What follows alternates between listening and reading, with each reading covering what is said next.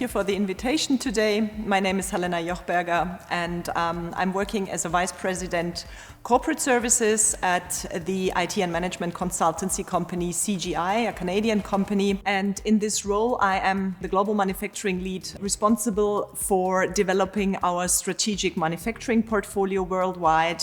And on the other hand side, I act as a sparring partner for manufacturing executives with our clientele. In terms of my experience, I'm working 25 years now within the manufacturing sector, predominantly in aerospace, defense and manufacturing. My specific focus lies on research, development, engineering, the manufacturing part, including supply chain, as well as the maintenance, repair and overhaul, respectively sales and after sales. The most dangerous supply chain disruptions nowadays are, to name the first one, the geopolitical disputes or wars. Especially in manufacturing, we are dealing with very complex value chains.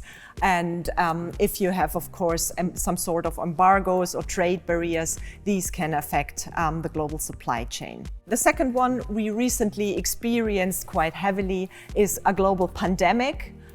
Especially when you see in the aerospace industry, only to name one, from one day to the other, 95% of all aircrafts were on ground. The production lines fully stopped. Companies had to really decide or triage what kind of business operations were absolutely necessary and which were optional. And with that, of course, cost cuttings came into place. A third risk to name is the climate change. As you might be well aware of, 2030 is the year where most of the companies have given their climate pledge. And of course, within that climate pledge, you need digital technologies in place to raise the transparency also within the supply chains. So there will be for sure a co-division between digital leaders on the one hand side who will make that pledge and who will comply to EU taxonomy or to governmental regulations. And for sure, there will be some who do not digitize. Information technology and operational technology are converging, the IT and the OT. That means as well enhanced cyber attacks.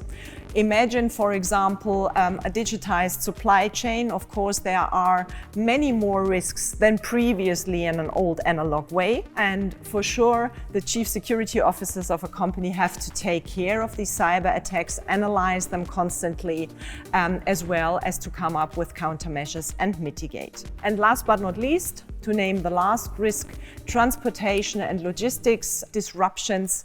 Only to name the example of last year when a ship was stuck in the Canal of Suez, and therefore a lot of other supply chains and supplies and goods were blocked from reaching their final destination point. Given all these challenges and these dangerous risks to the global supply chains, how can we establish more resilient supply chains? There is a variety of answers to that. So resiliency is of course to be named the organizational resiliency, to be, I would say, strong towards any kind of disruptions. And we are living in a world where the disruptive events are not occurring one after another, but instead multiple disruptions coming towards you. As an organization, this is the question, how do I anticipate it?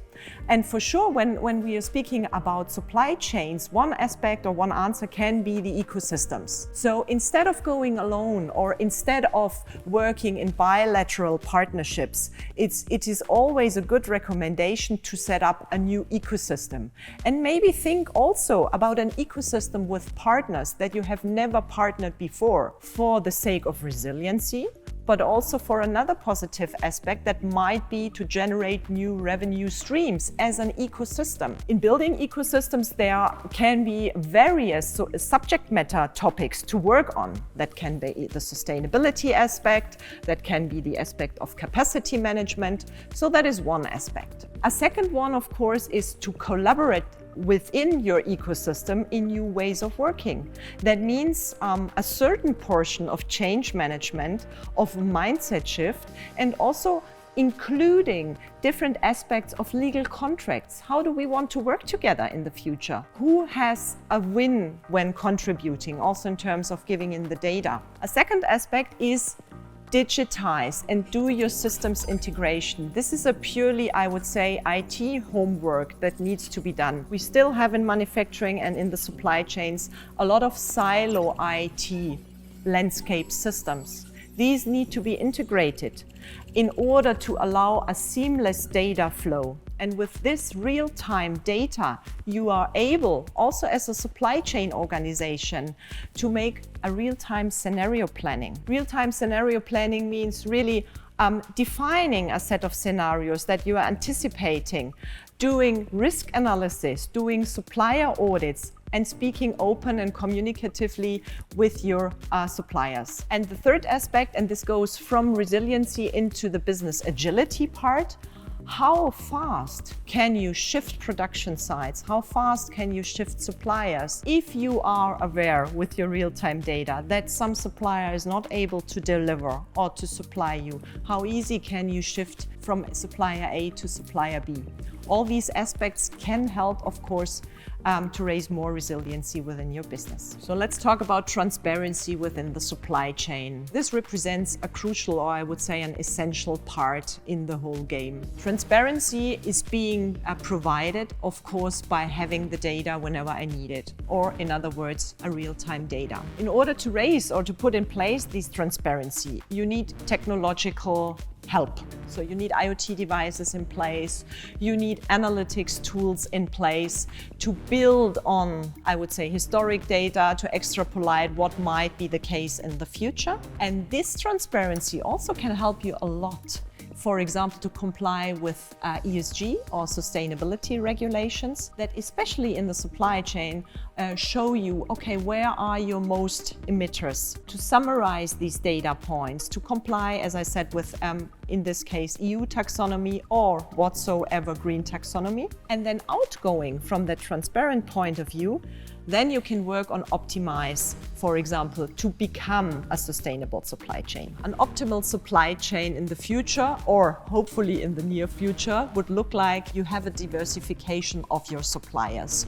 You know in real time which supplier can deliver parts and deliver you whenever you need them. You have a flexibility in the production.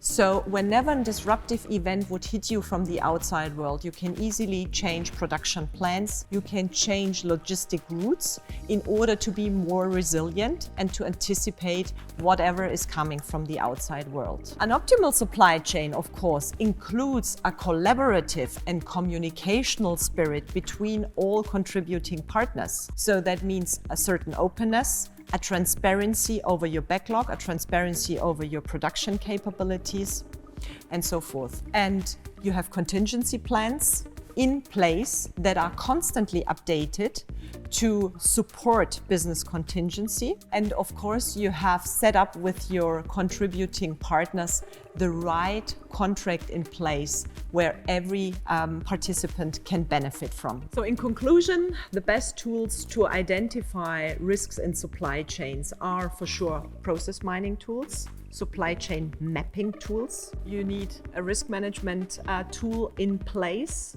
You need to perform supplier audits.